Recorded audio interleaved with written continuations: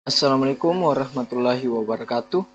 Perkenalkan, nama saya Muhammad Alif Alfian, NIM 10584105419 dari kelas Informatika 6B Universitas Muhammadiyah Makassar. Pada kesempatan kali ini saya akan mempresentasikan materi chapter 2 Cyber Security Tube.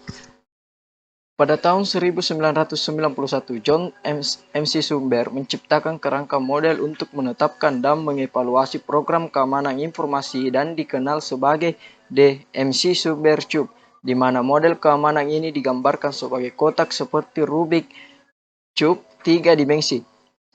Model keamanan NSTISSC memberikan perspektif yang lebih rinci tentang keamanan kubus 3 dimensi terbagi menjadi kubus kecil sebanyak 3x3x3 dengan 27 sel yang mewakili daerah-daerah yang harus diatasi untuk mengamankan sistem informasi saat ini. Untuk memastikan keamanan sistem, masing-masing dari 27 sel harus benar-benar diperhatikan selama proses keamanan. Ada 3 dimensi pada Cyber Security Tube. 1. Tujuan yang diinginkan. Kerahasiaan. Jaminan bahwa informasi sensitif tidak diungkapkan secara sengaja atau tidak sengaja kepada individu yang tidak berwenang. Integritas. Jaminan bahwa informasi tidak sengaja atau tidak sengaja dimodifikasi sedemikian rupa sehingga meragukan keandalannya. Ketersediaan, memastikan bahwa individu yang berwenang memiliki akses yang tepat waktu dan dapat diandalkan ke data dan sumber daya lainnya saat dibutuhkan. 2. Status informasi. Penyimpanan. Data saat istirahat atau DIR dalam sistem informasi seperti yang disimpan dalam memori atau pada pita magnetik atau disk. Transmisi. Mentransfer data antar informasi juga dikenal sebagai data dalam perjalanan atau DIT. Pemrosesan, melakukan operasi pada data untuk mencapai tujuan yang diinginkan. 3. Perlindungan, kebijakan dan praktik. Kontrol administratif, seperti arahan manajemen yang memberikan dasar tentang bagaimana jaminan informasi diterapkan dalam suatu organisasi, contoh kebijakan penggunaan yang dapat diterima atau proses respons insiden, juga disebut sebagai operasi. Faktor manusia, memastikan bahwa pengguna sistem informasi menyadari peran dan tanggung jawab mereka mengenai perlindungan sistem informasi dan mampu mengikuti standar, contoh pelatihan pengguna akhir tentang menghindari infeksi virus komputer atau mengenali taktik rekayasa sosial, juga disebut sebagai personal. Teknologi. Solusi berbasis perangkat lunak dan perangkat keras yang dirancang untuk melindungi sistem informasi, contoh antivirus, firewall, sistem deteksi penyusupan, dan lain-lain. Perlindungan teknologi berbasis perangkat lunak. Perlindungan perangkat lunak mencakup program dan layanan yang melindungi sistem operasi database dan layanan lainnya yang beroperasi di stasiun kerja perangkat portabel, server, administration, menginstal, tindakan pencegahan atau perlindungan berbasis perangkat lunak pada masing-masing host atau server. Ada beberapa teknologi berbasis perangkat lunak yang digunakan untuk melindungi aset organisasi, yaitu firewall perangkat lunak mengontrol akses jarak jauh ke sistem. Sistem operasi biasanya menyertai firewall atau pengguna dapat membeli atau mengunduh perangkat lunak dari pihak ketiga.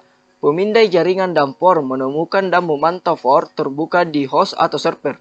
Penganalisis protokol atau penganalisis tanda tangan adalah perangkat yang mengumpulkan dan memeriksa lalu lintas jaringan. Mereka mengidentifikasi masalah kinerja, mendeteksi kesalahan konfigurasi, mengidentifikasi aplikasi yang berperilaku tidak semestinya, menetapkan pola lalu lintas dasar dan normal, dan mendebuk masalah komunikasi. Pemindai kerentanan adalah program komputer yang dirancang untuk menilai kelemahan pada komputer atau jaringan. Selanjutnya, sistem deteksi intrusi berbasis OS atau IDS memeriksa aktivitas hanya pada sistem host. IDS menghasilkan file log dan pesan alarm. Ketika mendeteksi aktivitas yang tidak biasa, sistem yang menyimpan data sensitif atau menyediakan layanan penting adalah kandidat untuk IDS berbasis host. Perlindungan teknologi berbasis perangkat lunak. Ada beberapa teknologi berbasis perangkat lunak yang digunakan untuk melindungi aset organisasi. Peralatan firewall memblokir lalu lintas yang tidak diinginkan. Firewall berisi aturan yang menentukan lalu lintas yang diizinkan masuk dan keluar dari jaringan. Dedicated Intrusion Detection System atau IDS mendeteksi tanda-tanda serangan atau lalu lintas yang tidak biasa di jaringan dan mengirim peringatan. Sistem pencegahan intruksi atau IPS mendeteksi tanda-tanda serangan atau lalu lintas yang tidak bisa di jaringan, menghasilkan peringatan dan mengambil tindakan korektif. Layanan penyaringan konten mengontrol akses dan transmisi konten yang tidak pantas atau menyinggung. Ada beberapa teknologi berbasis jaringan yang digunakan untuk melindungi aset organisasi, yaitu Virtual Private Network atau VPN, kontrol akses jaringan atau InAC. Perlindungan teknologi berbasis penyimpanan awan. Teknologi berbasis cloud menggeser komponen teknologi dari organisasi ke penyedia cloud. 3 layanan komputasi awan utama meliputi Software as a Service atau SaaS, memungkinkan pengguna untuk mendapatkan akses ke perangkat lunak, aplikasi, dan database. Penyedia cloud mengelola infrastruktur. Pengguna menyimpan data di server penyediaan cloud. Infrastruktur as a Service atau LaaS menyediakan sumber daya komputasi virtual melalui internet. Penyediaan menghost perangkat lunak, server, dan komponen penyimpanan. Platform as a Service atau PaaS menyediakan akses ke alat pengembangan dan layanan yang digunakan untuk mengirim aplikasi. Penyedia layanan cloud telah memperluas opsi ini untuk menyertai IT sebagai layanan ITaaS yang menyediakan dukungan IT untuk model layanan LaaS, PaaS, dan SaaS. Dalam model ITaaS, kontrak organisasi dengan penyedia cloud untuk layanan individu atau paket. ISO untuk memanajemenkan keamanan informasi dan data perusahaan saat ini, ada ISO 27001. ISO tersebut merupakan standar internasional yang paling banyak digunakan untuk informasi security management sampai dengan akhir 2017. Lebih dari 14.000 organisasi di seluruh dunia telah memiliki sertifikat ISO 27001. ISO 27001 digunakan untuk melindungi confidentiality, integrity, availability, dan informasi. ISO 27001 merupakan technical standard yang akan menjelaskan informasi security management system atau ISMS ke dalam technical detail dan tidak hanya fokus pada IT tetapi juga aset penting lainnya di dalam organisasi. ISO 27001 fokus pada business proses dan business asset, pengurangan resiko terhadap informasi yang bernilai tinggi bagi organisasi.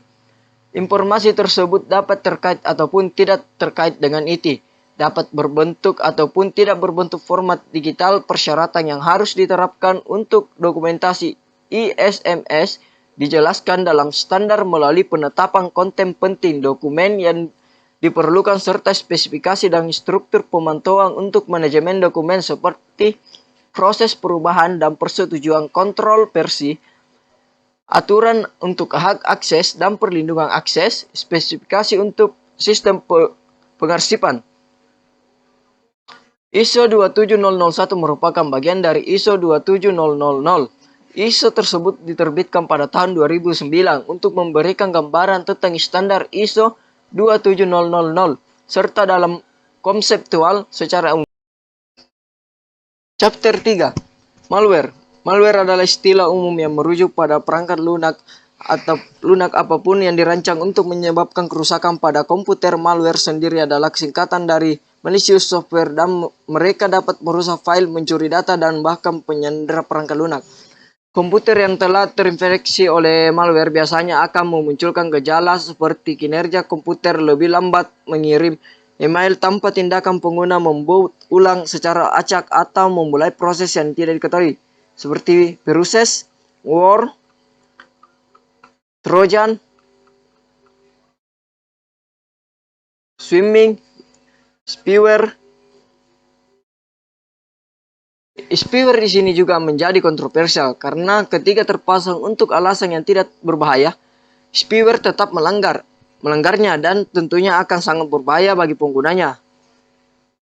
Adware berasal dari kata ad yang berarti iklan dan ware yang berarti perangkat lunak. Pengertian adware adalah sebuah software yang dikembangkan untuk membagikan iklan secara otomatis dalam user interface sebuah software. Shareware adalah perangkat lunak yang digunakan oleh para scammer untuk dunia maya menakut-nakuti kamu agar kamu membeli atau menginstal perangkat lunak. Kalau kamu menginstal dan aplikasi bajakan, kamu pasti akan menemukan shareware ini. Wujudnya adalah berupa pengumuman bahwa komputer atau laptop kamu sedang diserang virus dan harus segera install aplikasi yang disarankan agar virus tersebut hilang.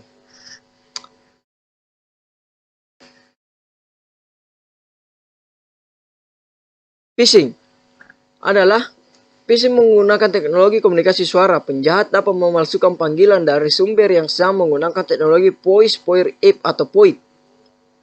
Phishing atau Small Message Service Phishing adalah phishing menggunakan pesan teks pada ponsel. Penjahat menyamar sebagai sumber yang sah dalam upaya untuk mendapatkan kepercayaan dari korban. Misalnya, serangan phishing mungkin mengirimkan tautan situs web kepada korban. Pharming adalah peniruan identitas situs web yang sah dalam upaya untuk meniru pengguna agar kamu memasukkan kredensial mereka. Social engineer adalah rekayasa sosial, merupakan sebuah teknik yang digunakan untuk mengeksploitasi kepuasan manusia terhadap sistem sendiri guna mendapatkan akses terhadap informasi pribadi, akses atau aset berharga lainnya. Chapter 4.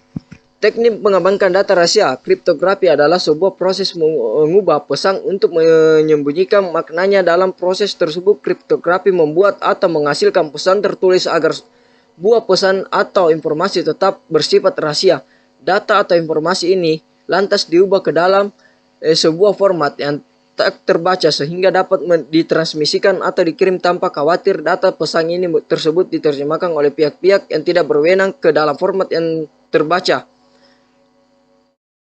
Kriptografi adalah konsep yang biasanya digunakan dalam sistem keamanan informasi pada berbagai tingkatan atau level. Informasi tersebut hanya bisa dibaca jika terdapat kunci alias key untuk proses decryption, yaitu proses perubahan data yang dienkripsi agar kembali ke data aslinya. Selama proses transmisi informasi maupun penyimpanan data pesan terjaga kerahasiaannya.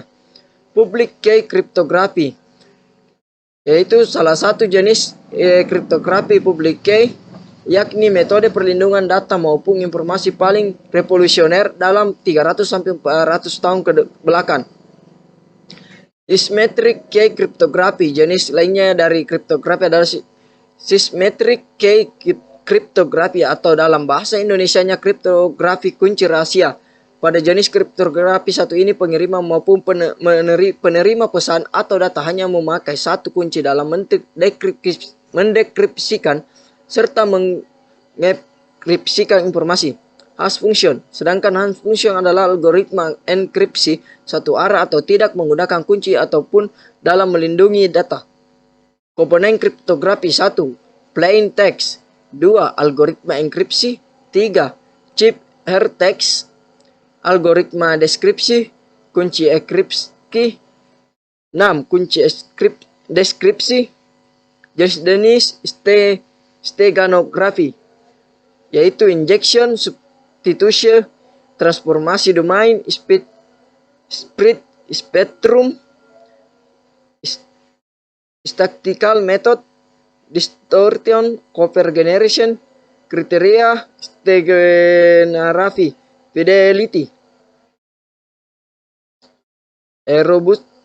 robustness, recovery. Metode steganography. Berikut adalah beberapa metode, yaitu uleg signifikan bit insertion. Pada metode ini menyisipkan bit pada bit rendah maupun bit yang paling kanan pada data pixel yang menyusun file tersebut. Algoritma and transformation merupakan sebuah metode menyembunyikan data dalam fungsi matematika. Redundant pattern encoding merupakan sebuah metode menggambar pesan kecil pada kebayangan. Pada kebanyakan gambar, keuntungan dari metode ini adalah dapat bertahan dari cropping atau kegagalan kerugiannya, yaitu tidak dapat menggambar pesan yang lebih besar. Spread spectrum method terpencar-pencar sebagai pesan yang diacak encrypted melalui gambar, tidak seperti dalam LSB.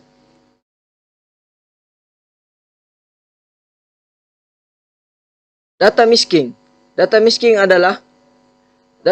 adalah proses memasukkan sebuah data berisikan informasi penting yang dituju untuk melindungi informasi sensitif dalam data tersebut. Data yang berisikan informasi asli dikopi dengan struktural yang sama persis namun dengan informasi yang berbeda atau palsu.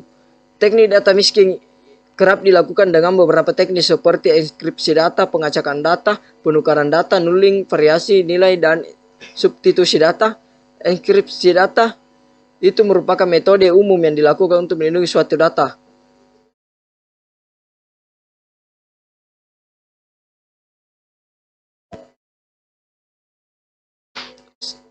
Variasi nilai. Seperti halnya pengacakan data, variasi nilai hanya bisa dilakukan pada beberapa informasi tersebut saja.